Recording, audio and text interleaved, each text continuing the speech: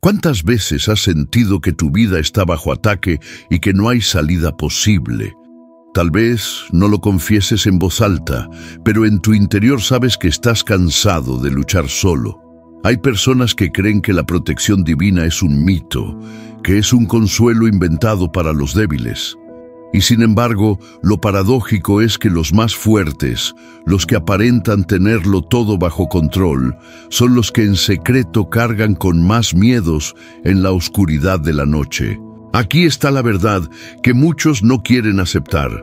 Puedes tener dinero, éxito y reconocimiento, pero si no tienes paz, lo tienes todo y a la vez no tienes nada.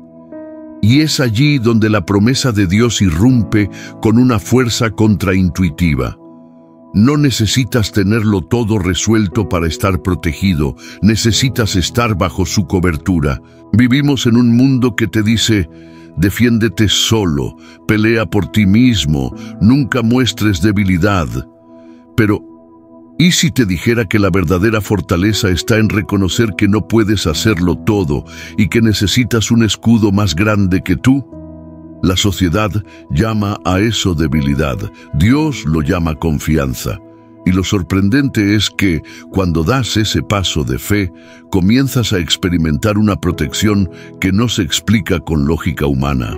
Es el tipo de protección que te permite dormir en paz, aun cuando tus problemas siguen allí, que te da calma mientras afuera las tormentas rugen, que te levanta con dignidad cuando la vergüenza quiere inclinar tu cabeza.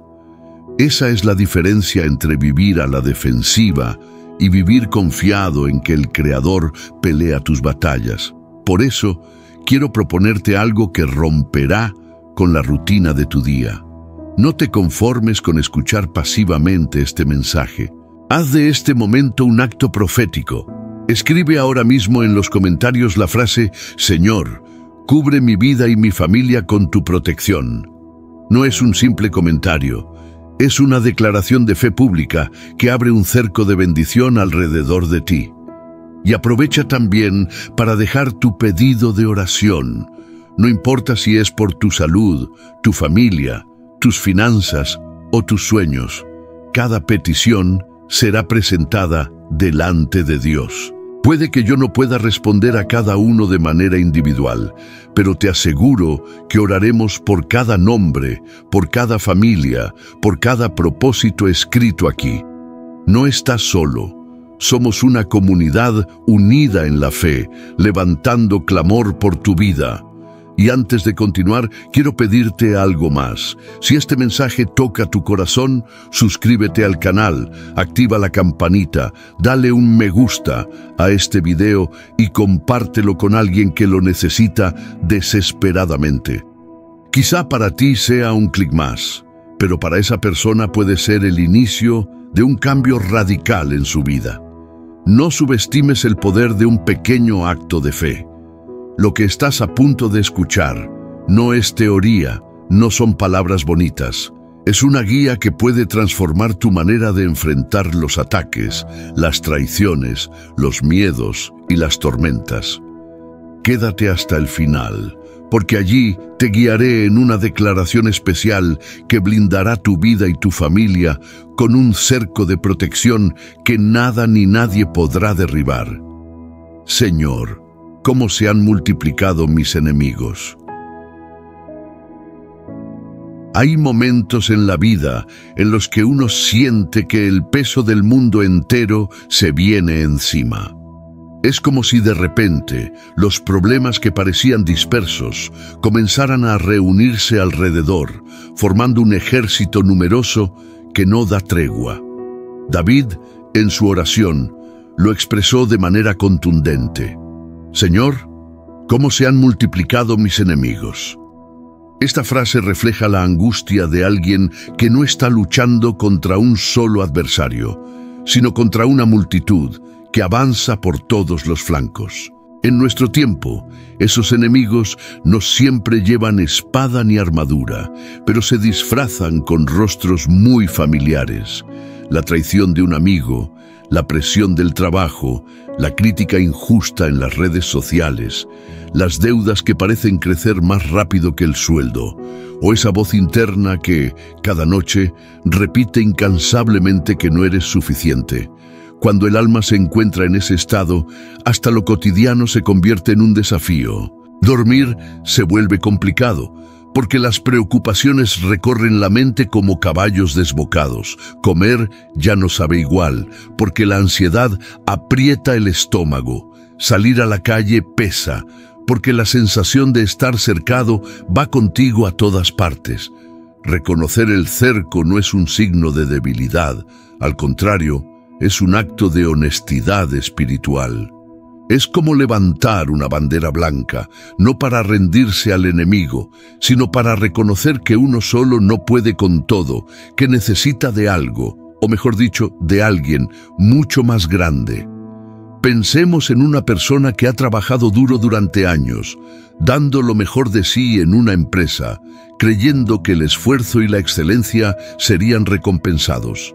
Sin embargo, con el tiempo descubre que algunos compañeros sienten celos de sus logros. Al principio son comentarios pequeños, disfrazados de chistes, pero poco a poco se convierten en rumores venenosos que llegan hasta los oídos del jefe.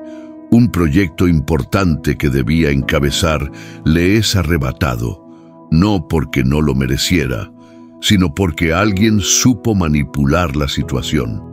Esa persona entra cada mañana a su oficina con un nudo en el estómago, como si cruzara la puerta de un campo de batalla.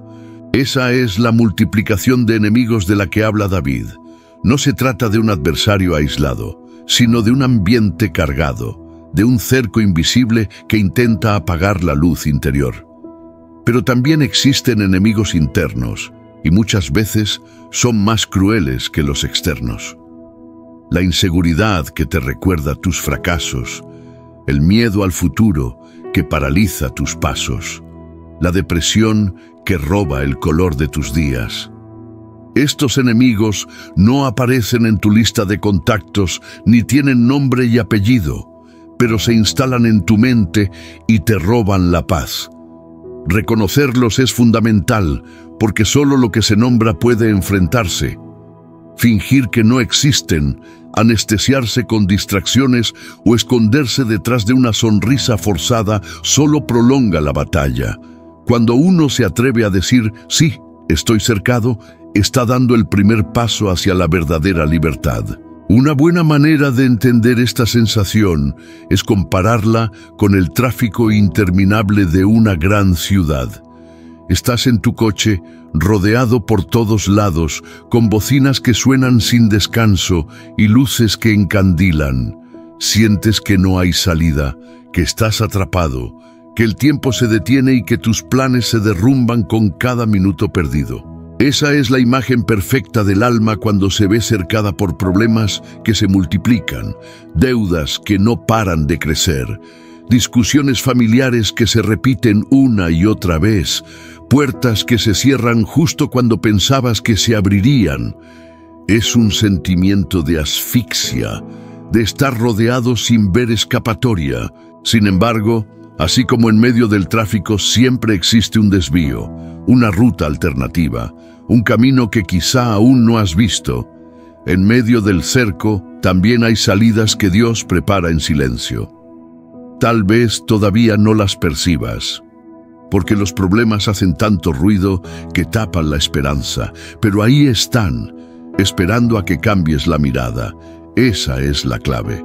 Reconocer que el cerco existe, pero también creer que el cerco no es eterno, porque el mismo que permitió que los enemigos se multiplicaran, también tiene el poder de dispersarlos en un instante. Lo más sorprendente es que cuando uno se atreve a reconocer el cerco, empieza a descubrir que no está tan solo como pensaba. Recuerdo la historia de una mujer que atravesaba un divorcio doloroso, con acusaciones injustas y una batalla legal que parecía no terminar nunca. Ella me confesó que por las noches apenas podía dormir, porque cada silencio de la madrugada se convertía en un eco de sus preocupaciones. Un día, mientras leía el Salmo 3, comprendió que David también había pasado por la traición de alguien cercano, su propio hijo. Eso la hizo sentirse entendida, como si no fuera la única en ese túnel oscuro. Reconocer su cerco no la debilitó, sino que le dio fuerzas para levantar una oración sincera. Y poco a poco, las noches de insomnio comenzaron a transformarse en momentos de confianza, porque cuando uno reconoce que está cercado, también abre la puerta para que Dios se levante como defensor. Esa es la paradoja. El reconocimiento del enemigo no te hunde, sino que te prepara para descubrir que no estás rodeado por el miedo, sino por un escudo invisible que pronto se revelará con toda su fuerza.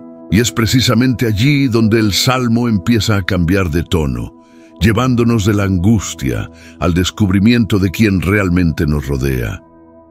Mas tú, Señor, eres escudo alrededor de mí, mi gloria y el que levanta mi cabeza.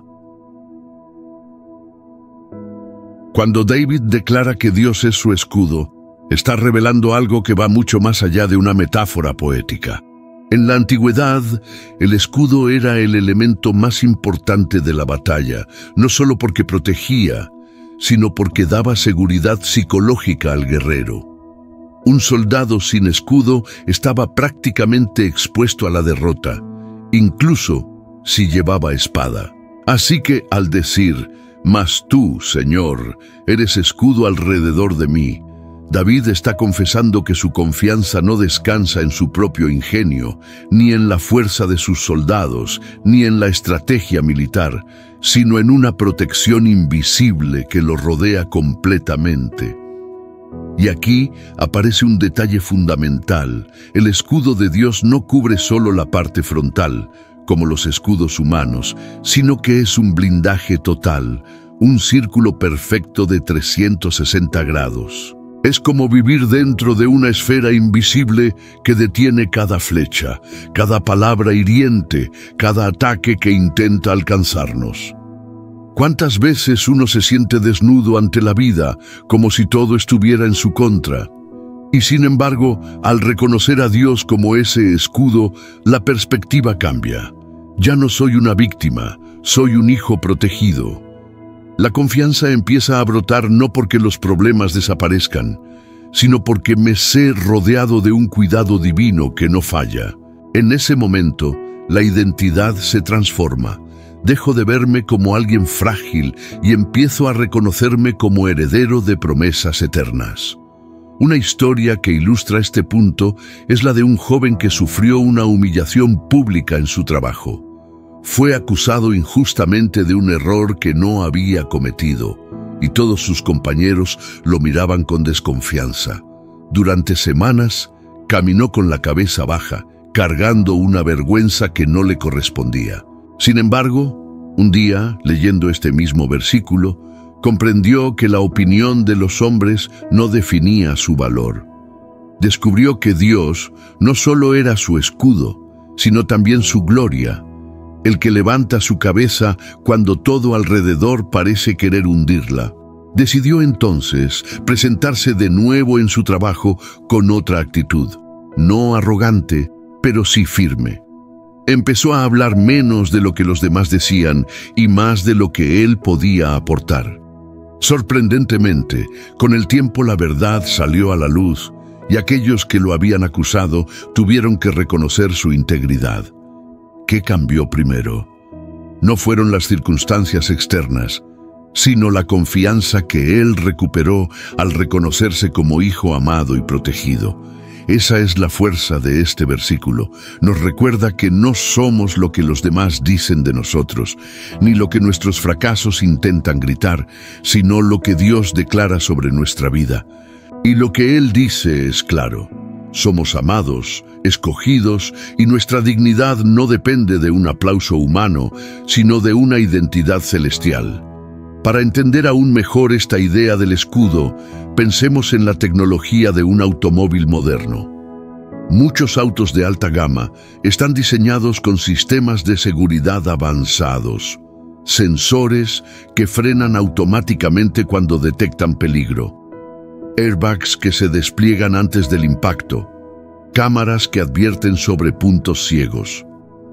El conductor puede no estar consciente de todos esos mecanismos, pero ellos están trabajando en segundo plano para protegerlo. Así es el escudo de Dios. Muchas veces ni siquiera vemos los peligros que se acercan, pero Él los frena antes de que lleguen. ¿Cuántas veces estuviste a punto de tomar una decisión equivocada y algo casi inexplicable te detuvo? ¿Cuántos accidentes evitaste sin saber por qué llegaste un minuto más tarde o cambiaste de ruta en el último momento? Eso no es casualidad, es la protección de un escudo invisible que está alrededor tuyo. Y cuando uno vive con esa conciencia, la identidad cambia radicalmente. Ya no camino por la vida como un sobreviviente, sino como un hijo amado que sabe que su padre ha dispuesto recursos invisibles para cuidarlo. Esta seguridad no elimina las batallas, pero me da la certeza de que no estoy peleando solo. Y esa confianza es suficiente para levantar la cabeza aún en medio de la tormenta. Pero lo más transformador de este versículo es la parte final: mi gloria y el que levanta mi cabeza. Aquí está el corazón de la identidad en Dios. Porque seamos sinceros, todos atravesamos momentos en los que la cabeza se inclina hacia abajo, no por cansancio físico, sino por peso emocional. La vergüenza, el fracaso, la traición, las comparaciones injustas hacen que caminemos encorvados por dentro, aunque hacia afuera mostremos una sonrisa. Sin embargo, la imagen que David nos da es la de un padre que toma con delicadeza tu rostro y lo levanta, como diciendo: no eres lo que te hicieron, no eres lo que perdiste, no eres lo que los demás piensan, eres mi hijo y tu valor viene de mí. Esa es la verdadera identidad, no víctima, sino amado, no derrotado, sino vencedor, no olvidado, sino protegido. Es como si Dios colocara una corona invisible sobre tu cabeza, recordándote que tu historia no termina en la humillación.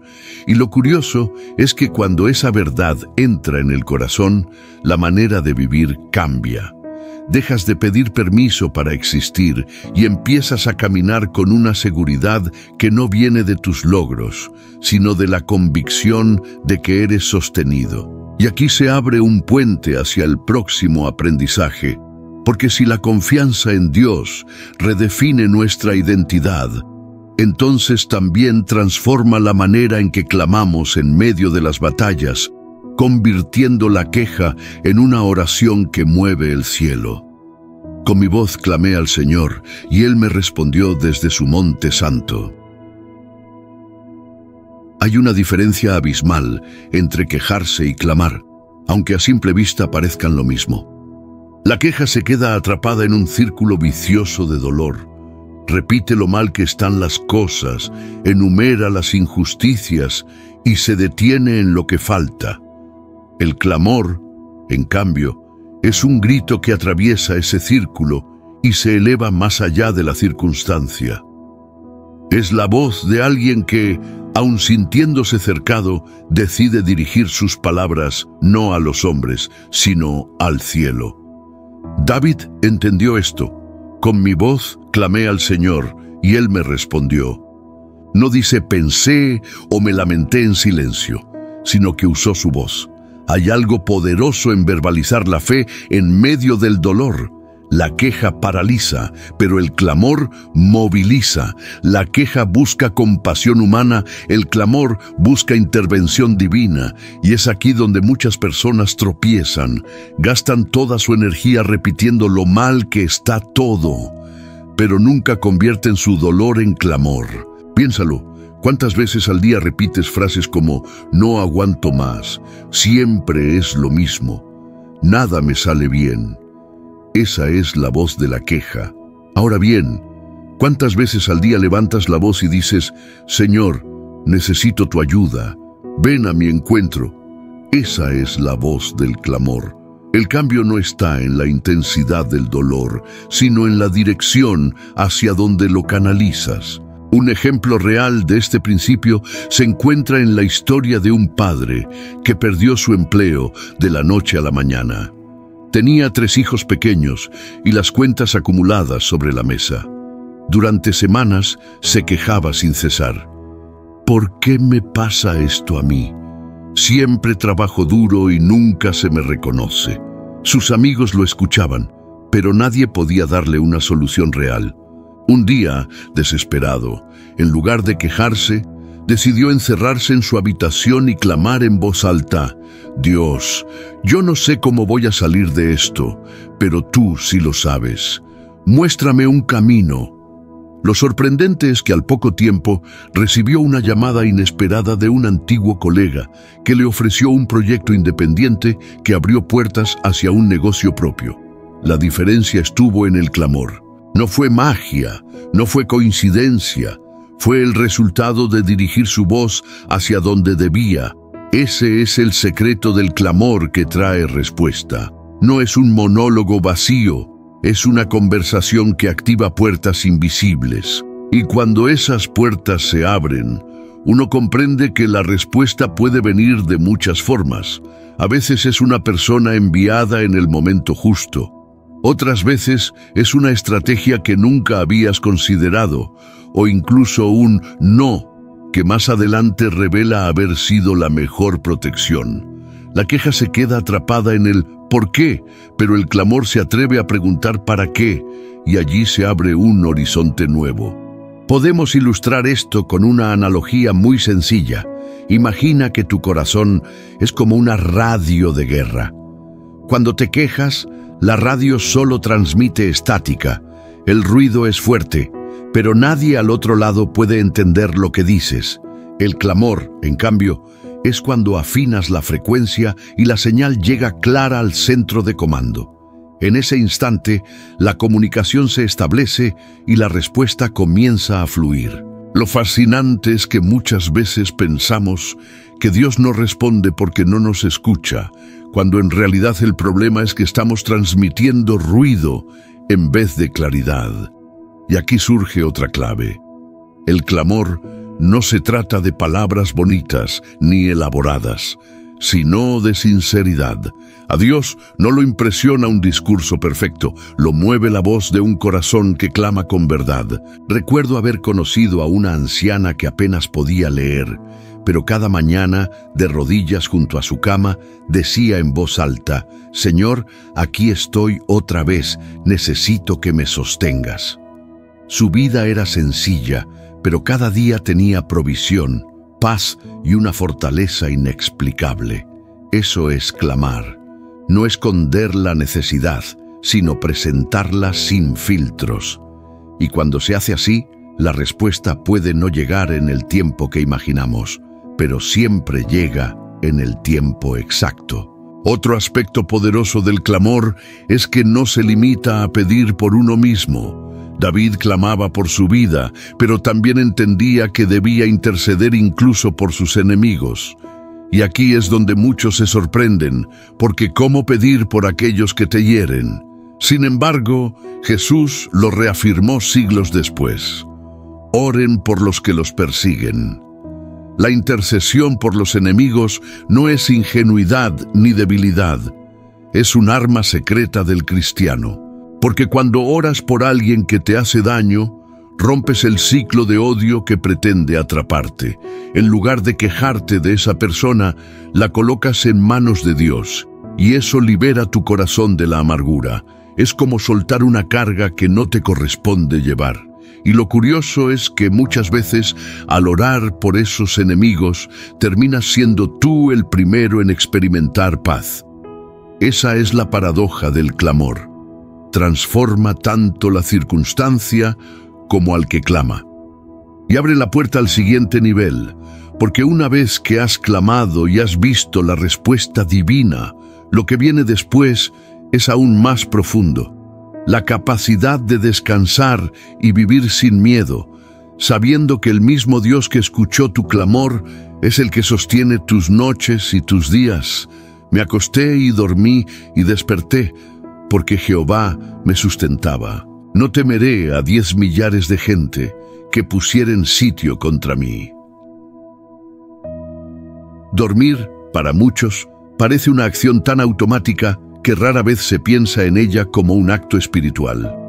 Sin embargo, cuando uno se detiene a reflexionar, se da cuenta de que el sueño es en sí mismo un gesto de confianza radical. Cada noche, al cerrar los ojos, el ser humano entrega su conciencia, renuncia a su capacidad de vigilar y se sumerge en la vulnerabilidad más absoluta. Durante esas horas, no se puede controlar el futuro, no se pueden resolver problemas, no se puede negociar con las deudas ni evitar un accidente.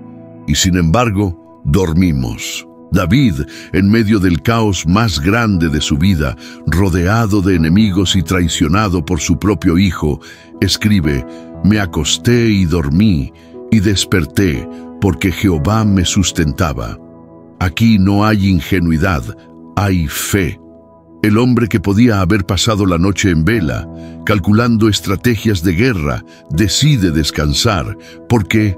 Porque entendía que el verdadero guardián de su vida no era él mismo, sino Dios. Este pasaje nos enseña que descansar en medio del caos no es debilidad, sino valentía espiritual.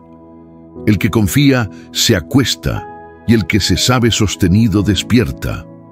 Muchos dicen que duermen, pero en realidad solo cierran los ojos. El verdadero descanso es aquel que libera la mente y el corazón de la ansiedad.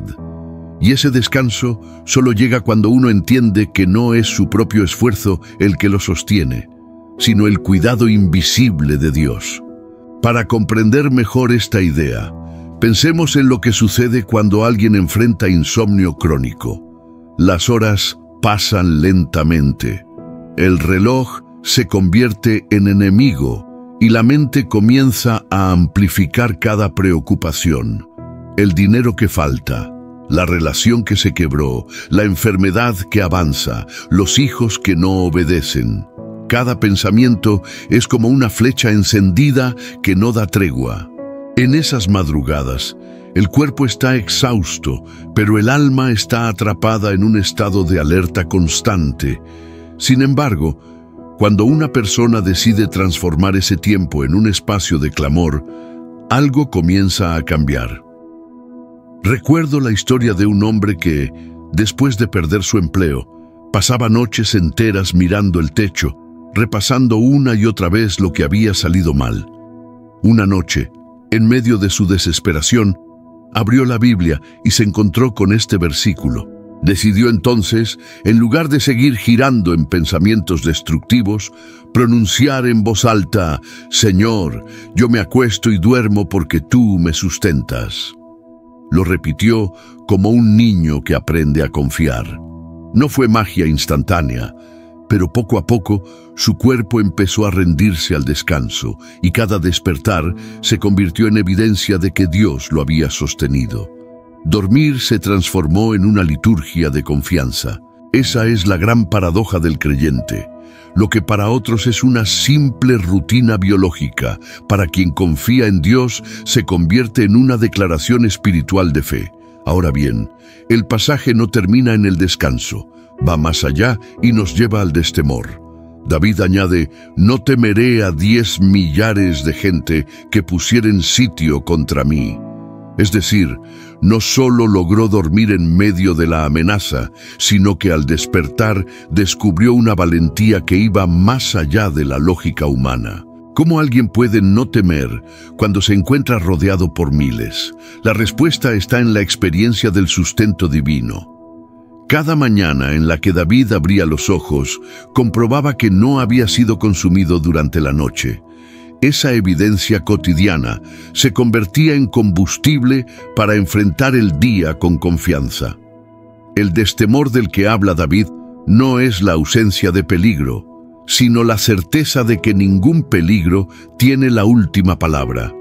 Aquí conviene hacer una pausa para pensar en la cantidad de temores que cargamos a diario. Miedo a perder el empleo, miedo a que la economía colapse, miedo a que un ser querido sufra, miedo al fracaso, miedo al futuro. Esos millares son las voces internas y externas que intentan sitiar nuestra fe. Pero cuando uno aprende a descansar en Dios, el miedo pierde su poder. Ya no se trata de negar la realidad, sino de vivir con una convicción más grande. Aunque el ejército sea numeroso, yo no estoy solo. Podemos ilustrar este principio con la analogía de un piloto automático. Imagina que viajas en un avión y, de repente, las luces de la cabina se apagan por unos segundos. El corazón se acelera, el miedo te dice que el avión caerá, pero pronto recuerdas que la aeronave tiene sistemas diseñados para sostenerse incluso en esas eventualidades. No es el pasajero quien mantiene el avión en el aire, sino una fuerza invisible que trabaja en silencio. Así es la vida de quien descansa en Dios. Aunque el entorno grite peligro, hay un piloto automático divino que sigue sosteniendo cada aspecto. Ese conocimiento cambia la forma en que uno enfrenta los problemas. En lugar de vivir paralizado por el miedo, uno puede levantarse y decir como David: no temeré. Esta declaración no es arrogancia, es confianza. No significa que no habrá batallas, sino que ninguna batalla tiene el poder de robar la paz. Y aquí se encuentra la verdadera riqueza de este pasaje. Dormir y despertar no son solo actos biológicos, son actos proféticos que nos recuerdan que cada día es un regalo sustentado por Dios. Si Él te levantó hoy, también puede darte la fuerza para enfrentar a los 10 millares que intenten sitiarte. Y esa certeza prepara el corazón para comprender que este patrón de protección no es exclusivo de David, sino que se repite a lo largo de toda la historia bíblica y de la vida de los que se atreven a confiar.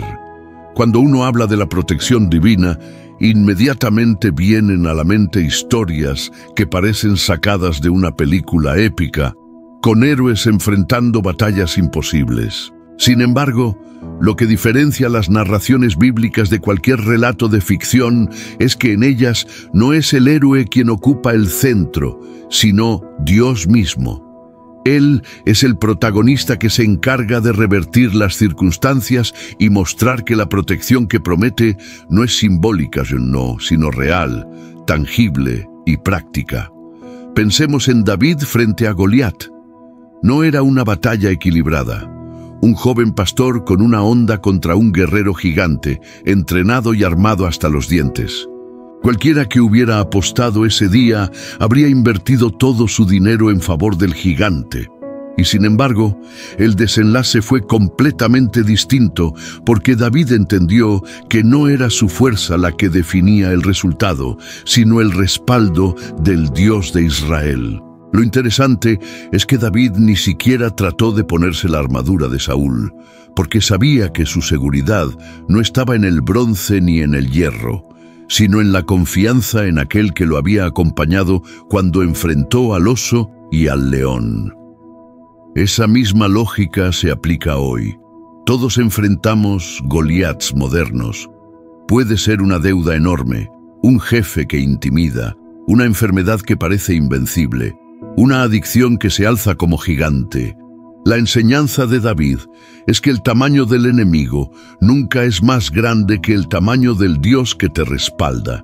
Y aquí se encuentra un principio crucial. No necesitas las armas que el mundo ofrece. Necesitas la confianza que se gesta en la intimidad con Dios.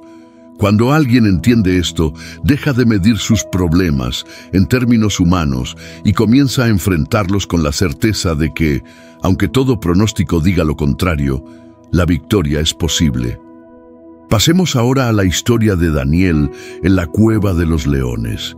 Este relato tiene una fuerza impresionante porque nos muestra que la protección de Dios no siempre significa evitar que entres en la prueba, sino sostenerte en medio de ella.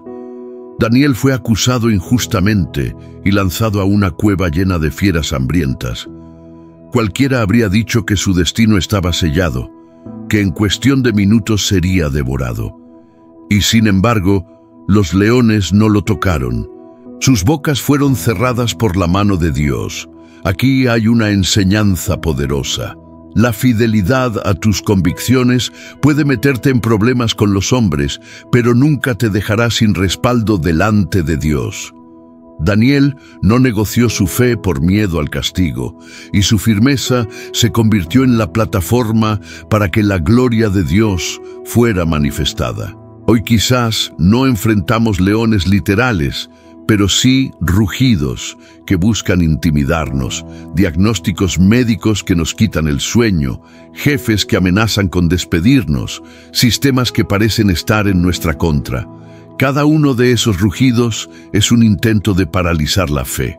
Pero el testimonio de Daniel nos recuerda que Dios tiene la capacidad de cerrar la boca de cualquier león que intente devorarnos. Y es interesante notar que Daniel pasó la noche en la cueva, pero salió de allí sin un rasguño, mientras que sus acusadores fueron destruidos por aquello que habían planeado contra él. La protección divina no solo te cuida, sino que revierte las intenciones del mal. Lo que parecía tu tumba se convierte en el escenario donde se manifiesta la fidelidad de Dios. Otro modelo fundamental es la vida de José. Si alguien tenía razones para pensar que Dios lo había abandonado, era él.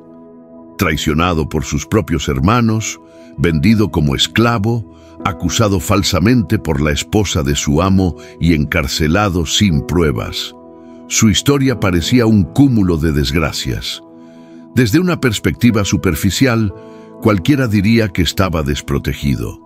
Sin embargo, cada paso doloroso lo acercaba al propósito que Dios tenía preparado. La traición lo llevó a Egipto, la esclavitud lo posicionó en la casa de Potifar, la cárcel lo conectó con el copero del rey, y ese contacto lo llevó al palacio del faraón.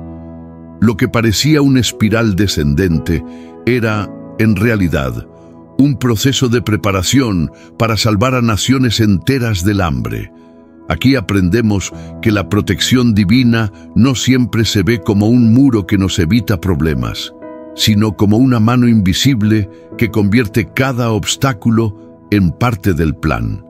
Muchas personas se preguntan, ¿dónde estaba Dios cuando fui traicionado? ¿Dónde estaba cuando perdí lo que más amaba? La historia de José responde con claridad.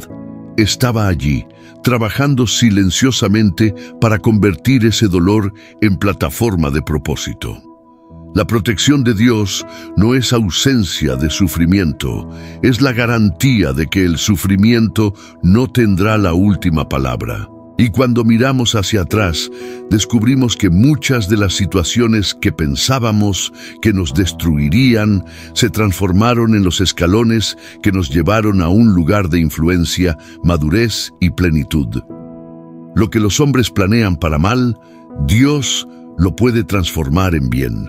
Por último, la historia de Esther nos muestra un ángulo distinto de la protección divina, la protección colectiva. Un decreto de muerte pesaba sobre todo su pueblo y humanamente no había salida. Sin embargo, Dios ya había preparado a Esther en el lugar estratégico correcto. Aunque su identidad como judía estaba oculta, llegó el momento de rebelarse y arriesgar su vida frente al rey para interceder por los suyos. Con valentía declaró, «Si perezco, que perezca». Y su obediencia y atrevimiento cambiaron la historia, salvando a toda una nación.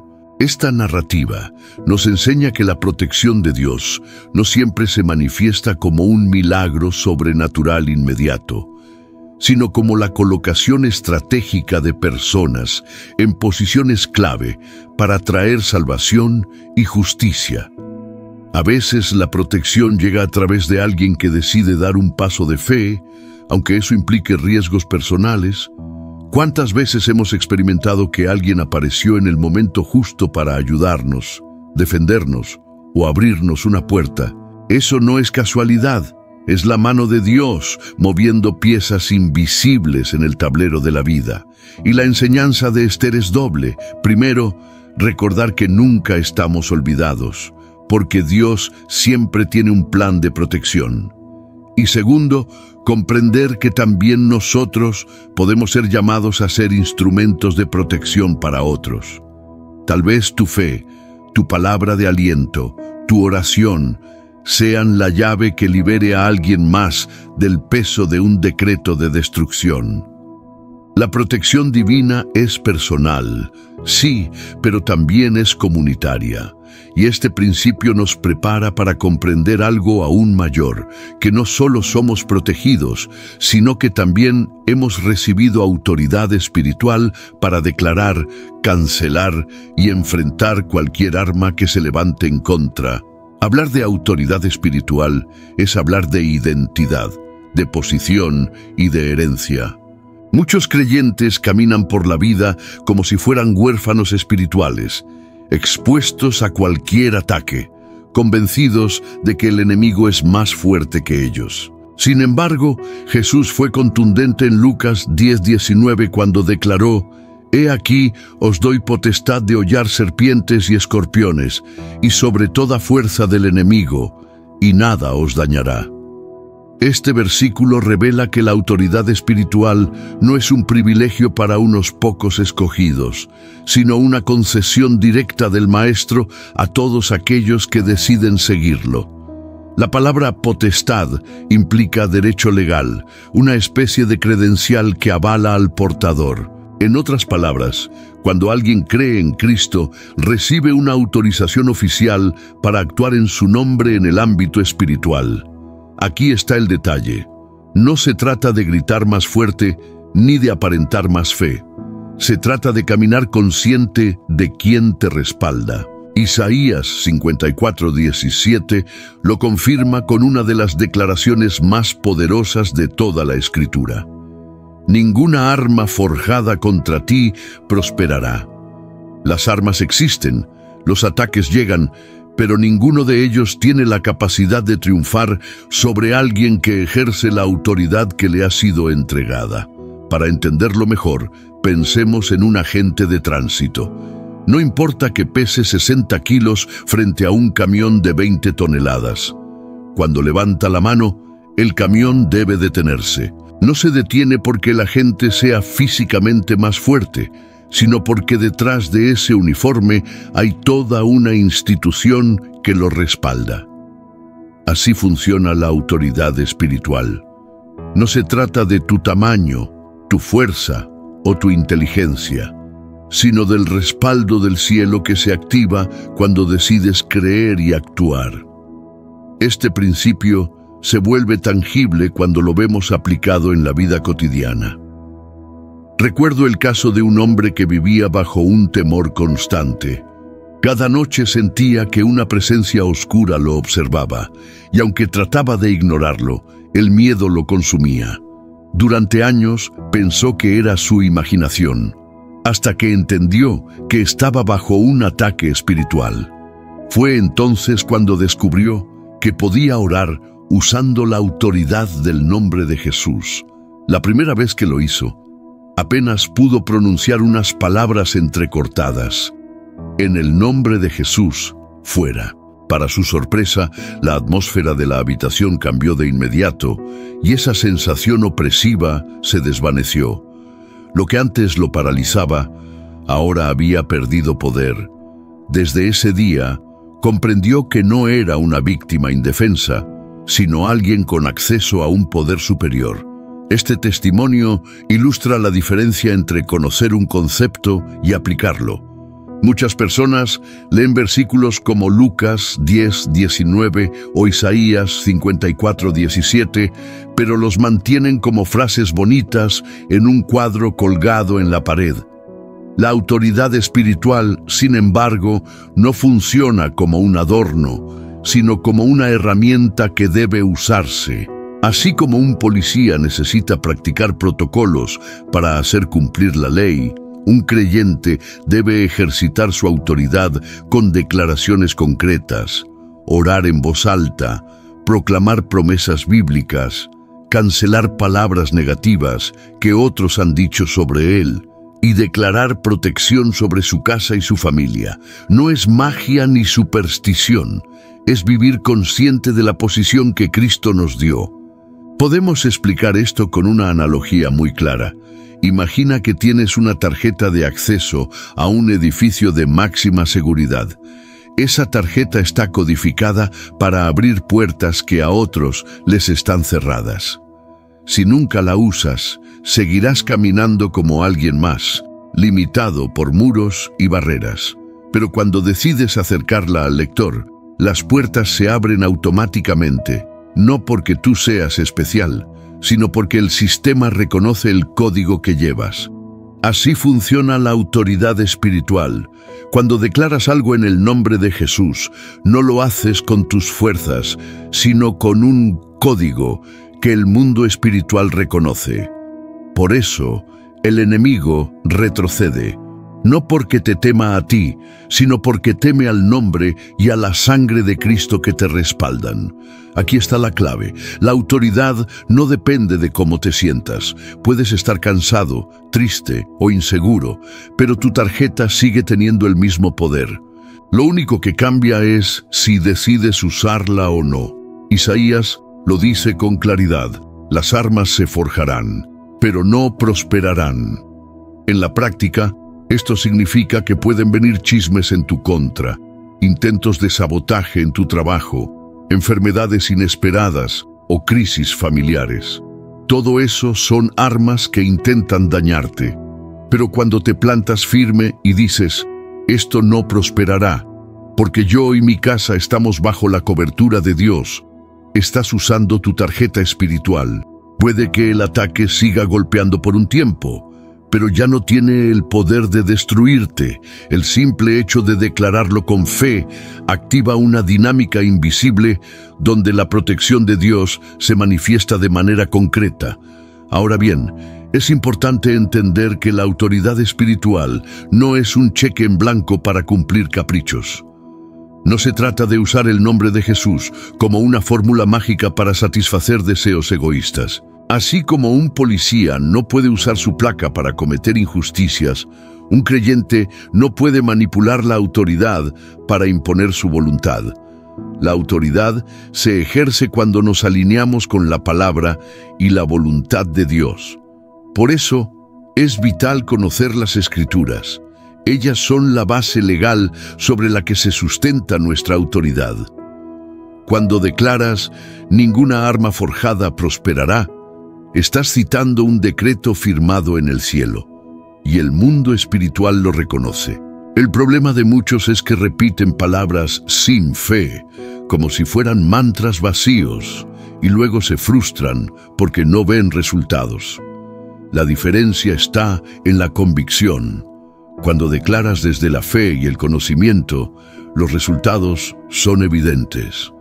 Y lo fascinante es que esta autoridad no se limita a protegerte a ti, también se expande hacia todo lo que está bajo tu responsabilidad: tu hogar, tu familia, tu trabajo, tus finanzas. Un padre o una madre pueden orar declarando protección sobre sus hijos, y esa oración no es una simple petición, es un acto de gobierno espiritual que establece un cerco de protección. Así, la autoridad espiritual no es algo pasivo, sino un recurso activo que transforma atmósferas, rompe cadenas y abre caminos. Y aquí se abre un puente hacia el siguiente nivel. No basta con ejercer autoridad, también es necesario consagrar cada área de nuestra vida al Señor para que su cobertura no solo sea un escudo momentáneo, sino un pacto permanente que se extiende sobre todo lo que somos y tenemos. Hablar de consagrar el hogar y la vida es hablar de levantar un cerco de protección espiritual que trasciende lo visible. Muchas personas piensan que su casa es simplemente un espacio físico, un conjunto de paredes, muebles y objetos que se disfrutan en lo cotidiano. Pero, desde la perspectiva bíblica, un hogar es mucho más. Es un territorio donde se desarrollan batallas invisibles, donde se construyen memorias emocionales y donde se forja el carácter de quienes lo habitan. Por eso, no es extraño que existan hogares hermosos a la vista, decorados con lujo y comodidad, pero que por dentro se sienten fríos, tensos, llenos de discusiones y resentimientos. Allí falta consagración. Consagrar significa separar, dedicar, entregar algo o alguien al Señor. En tiempos de Moisés se consagraban altares, utensilios, sacerdotes, animales, todo con el fin de declarar que aquello ya no pertenecía al uso común, sino que estaba destinado exclusivamente al servicio de Dios. Cuando llevamos este principio a nuestro hogar, entendemos que nuestra sala, nuestra mesa de comedor, incluso las habitaciones donde descansamos, pueden convertirse en espacios donde reine la presencia divina. No se trata de un ritual religioso vacío, sino de un acto de fe que cambia la atmósfera.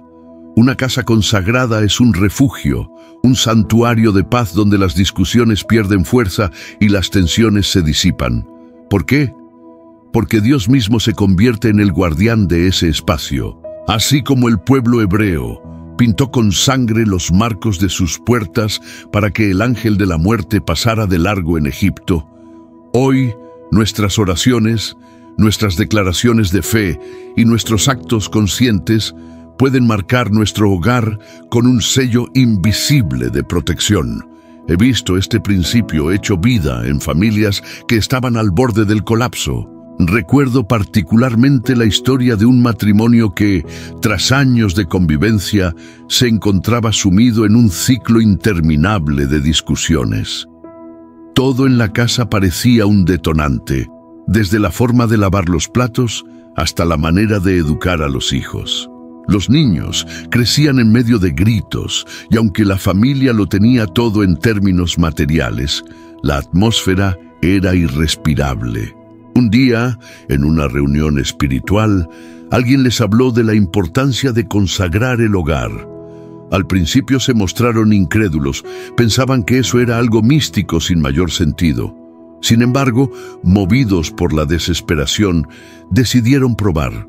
Tomaron un tiempo de oración, caminaron por cada habitación, bendijeron los espacios con palabras sencillas. Señor, este cuarto es tuyo, aquí habitará tu paz. Encendieron alabanzas en lugar de discusiones y comenzaron a orar juntos cada noche, aunque fueran oraciones cortas. El cambio no fue inmediato, pero a las pocas semanas la atmósfera se había transformado.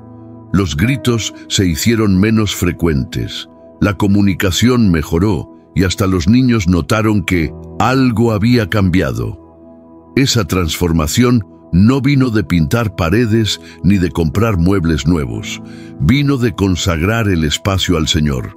Es la prueba de que la consagración no es teoría, sino una práctica real que produce resultados tangibles. Al entregar un lugar a Dios, se activa una cobertura especial que expulsa las fuerzas que intentan sembrar división.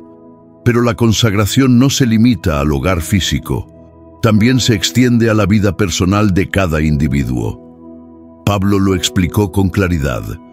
¿No sabéis que vuestros cuerpos son templo del Espíritu Santo?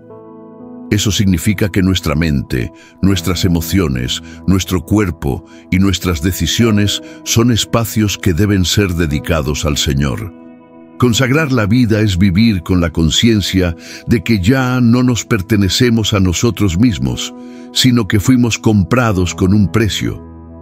En la práctica, esto implica elegir con cuidado lo que entra en nuestra mente y en nuestro corazón, lo que vemos, lo que escuchamos, lo que consumimos, lo que hablamos. No es cuestión de perfeccionismo religioso, sino de coherencia espiritual. Una persona que consagra su vida decide perdonar en lugar de guardar rencor, porque sabe que el resentimiento abre puertas a la amargura. Decide cuidar lo que habla, porque entiende que las palabras pueden bendecir o maldecir. Decide manejar sus finanzas con responsabilidad, porque reconoce que la avaricia o la mala administración también son puertas abiertas al enemigo. De hecho, consagrar la vida es parecido a establecer filtros. Así como ponemos filtros de agua para evitar impurezas en lo que bebemos, consagrar significa filtrar nuestras decisiones para asegurarnos de que lo que entra en nosotros y lo que sale de nosotros esté en armonía con el propósito de Dios. Es un acto continuo, no un evento único. Cada día hay oportunidades de renovar esa consagración, al despertar, al enfrentar una tentación, al tomar una decisión difícil. Y lo extraordinario es que cuanto más consagramos, más libres nos volvemos. Porque la consagración no nos ata, nos libera de influencias que buscan esclavizarnos. Una de las analogías más claras para comprender la consagración es imaginar un terreno vacío. Cuando nadie lo cuida, ese terreno se llena de basura, maleza y animales que lo invaden sin permiso. Es tierra de nadie. Pero cuando el dueño decide cercarlo, limpiarlo y poner un letrero de propiedad privada, ese espacio queda protegido. Lo mismo ocurre con nuestro hogar y nuestra vida. Si no los consagramos, cualquiera puede entrar. El miedo, la envidia, las discusiones, las malas influencias. Pero cuando los entregamos a Dios, colocamos un sello que declara: este territorio pertenece al Señor.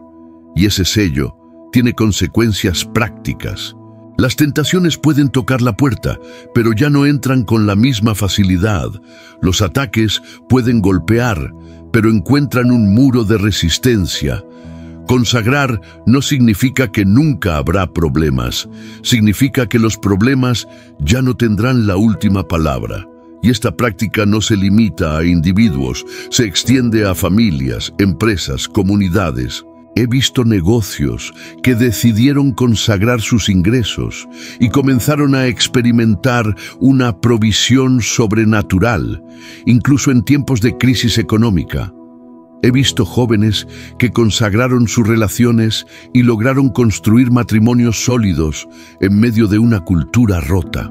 He visto madres que consagraron a sus hijos desde pequeños y hoy los ven caminar en propósito. Todo esto nos lleva a comprender que la consagración es más que un acto simbólico, es un pacto que blinda la vida entera. Y lo más hermoso es que esta práctica prepara el terreno para un nivel superior. La declaración especial de protección que sella con la sangre de Cristo no solo nuestro hogar y nuestra vida, sino todo lo que amamos. Esa es la culminación del proceso de protección, y hacia allí nos dirigimos. Cuando hablamos de la declaración especial de protección, no nos referimos a una fórmula mágica ni a una simple repetición de palabras vacías. Estamos hablando de un acto de fe consciente, de una proclamación que se convierte en un sello espiritual sobre nuestra vida. En Apocalipsis se nos recuerda que los creyentes vencen por la sangre del Cordero y por la palabra de su testimonio. Es decir, hay dos elementos que trabajan en conjunto: lo que Cristo ya hizo y lo que nosotros declaramos en voz alta. La sangre de Jesús es el fundamento, la obra terminada en la cruz que nos garantiza victoria. Pero la declaración es la llave que activa esa realidad en nuestra vida diaria. Por eso, cuando afirmamos: por la sangre de Jesús, mi vida, mi casa y mi familia están blindados contra todo mal, no estamos recitando una oración mecánica, sino abriendo un cerco de protección que tiene peso en el mundo espiritual. Declarar en voz alta tiene un poder especial porque las palabras no son neutrales. La Biblia dice que en la lengua hay poder de vida y de muerte. Cuando un padre declara bendición sobre sus hijos, esa bendición permanece como una cobertura. Cuando alguien decide romper maldiciones generacionales con una palabra de fe, el ciclo empieza a desintegrarse. La declaración es como firmar un contrato espiritual. Al pronunciarlo, Estamos estableciendo de manera visible lo que ya es una realidad invisible. Y esto transforma no solo lo que sentimos, sino lo que ocurre alrededor de nosotros. Recuerdo el testimonio de una madre que vivía aterrorizada por la posibilidad de perder a sus hijos en un barrio lleno de violencia. Cada vez que ellos salían a la escuela, ella quedaba paralizada por el miedo de que algo terrible ocurriera. Hasta que un día escuchó sobre la importancia de la declaración de fe. Decidió entonces comenzar a proclamar cada mañana: por la sangre de Jesús, mis hijos están cubiertos, ningún mal los tocará. Al principio lo decía con voz temblorosa, dudando si esas palabras tendrían algún efecto. Pero con el tiempo, esa declaración se volvió parte de su rutina diaria. Ella misma confesó que la atmósfera en su casa cambió. Los niños comenzaron a sentirse más seguros, dejaron de tener pesadillas y hasta el ambiente en la calle parecía distinto. Curiosamente, en ese periodo hubo incidentes de violencia cerca de su vecindario, pero nunca llegaron a su casa ni a su familia. Ella comprendió que sus palabras no eran simples sonidos, sino decretos respaldados por el cielo. Aquí aprendemos algo fundamental.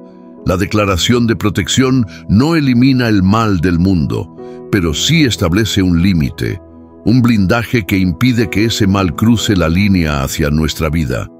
Así como una casa puede estar en medio de una tormenta, pero protegida por un techo sólido, nuestras familias pueden estar en medio de un mundo hostil, pero cubiertas por el poder de la sangre de Cristo activada a través de nuestras palabras. Una buena manera de comprender la importancia de declarar es con la analogía de un contrato de seguro.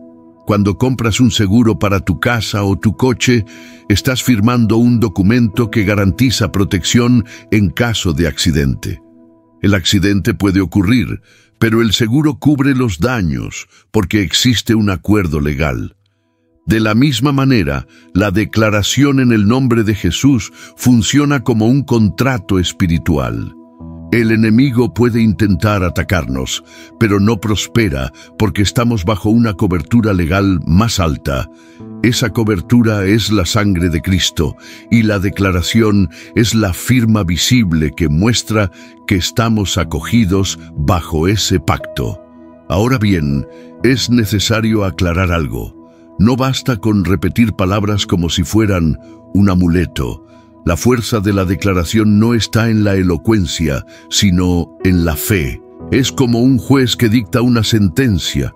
Sus palabras tienen peso no porque él grite fuerte, sino porque está respaldado por la ley. Así funciona en el mundo espiritual. Cuando declaras en el nombre de Jesús, el respaldo no proviene de tu fuerza, sino de la autoridad de Cristo.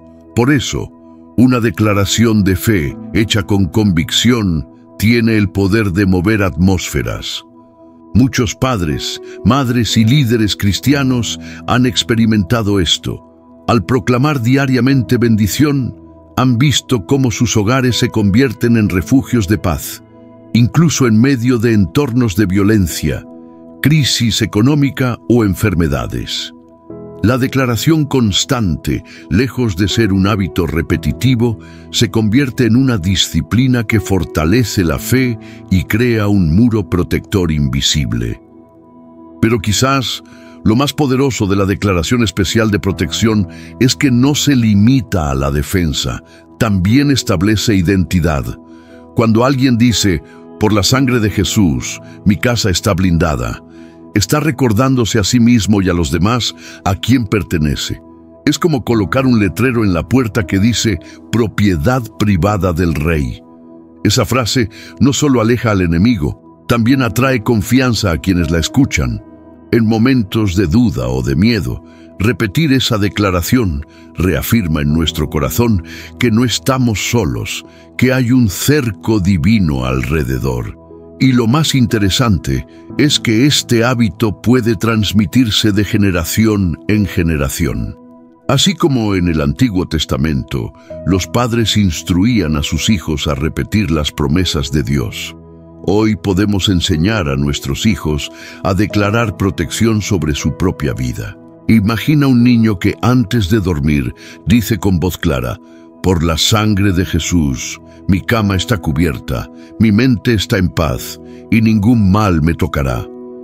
Ese niño crecerá con la convicción de que no es una víctima indefensa, sino alguien rodeado por la presencia de Dios. Y esas palabras, pronunciadas desde la inocencia, tienen un peso espiritual enorme. Por eso, la declaración especial no es el final de un proceso, sino el inicio de una nueva mentalidad, la de vivir conscientes de que estamos permanentemente protegidos. Y esta mentalidad nos prepara para entrar en la conclusión de todo este recorrido. Comprender que esta protección, activada por la fe y la palabra, debe ser practicada diariamente y aplicada a cada área de nuestra vida. Hemos recorrido juntos un camino profundo, desde reconocer los cercos que nos rodean hasta aprender a descansar en Dios, pasando por ejemplos bíblicos, autoridad espiritual, consagración y finalmente esa declaración especial que blinda nuestra vida. Pero todo este conocimiento no sirve de nada si se queda en teoría. La verdadera transformación ocurre cuando decides aplicarlo. Entonces, déjame hacerte algunas preguntas directas. ¿Seguirás viviendo como alguien expuesto, vulnerable, sin escudo? ¿O darás hoy el paso de fe para declarar que tu casa, tu familia y tu vida están bajo la protección de Dios?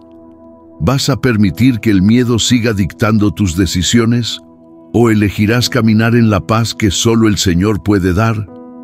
Estas preguntas no buscan incomodarte, buscan despertarte, porque la fe no es pasividad, es acción, y cada decisión que tomas hoy construye el mañana que vivirás. Si esta oración tocó tu corazón, quiero invitarte a dar un pequeño acto de fe. Escribe en los comentarios la palabra amén. No es un adorno ni un gesto vacío.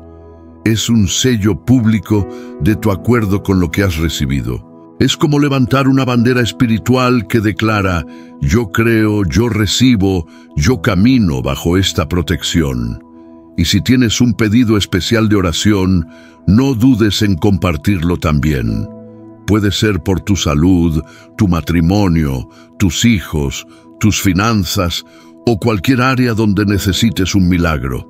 Tal vez no podamos responder de manera individual a cada comentario, pero te aseguro algo. Cada palabra escrita allí es leída y presentada delante de Dios. Este canal no es solo un lugar de contenido, es una comunidad de fe, y cuando uno clama, todos nos unimos en oración. Ahora quiero retarte con una reflexión. ¿Y si comenzaras a vivir tu día a día recordando que eres hijo de un Dios que nunca pierde batallas? Imagina cómo cambiaría tu manera de trabajar si supieras que ningún plan en tu contra prosperará.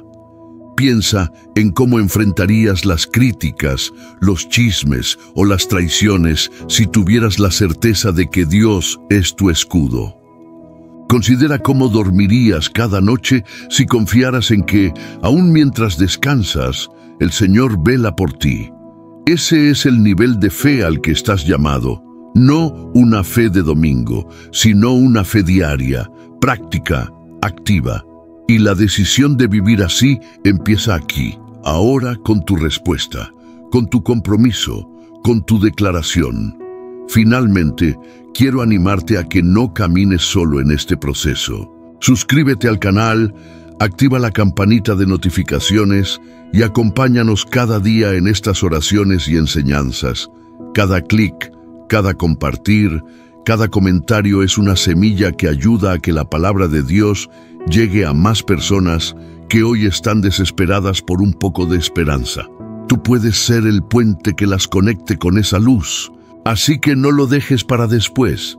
Escribe amén, comparte tu pedido de oración, suscríbete y únete a esta comunidad que no solo escucha, sino que intercede y cree por milagros. porque lo que comenzamos hoy con palabras, Dios lo sellará con hechos en tu vida.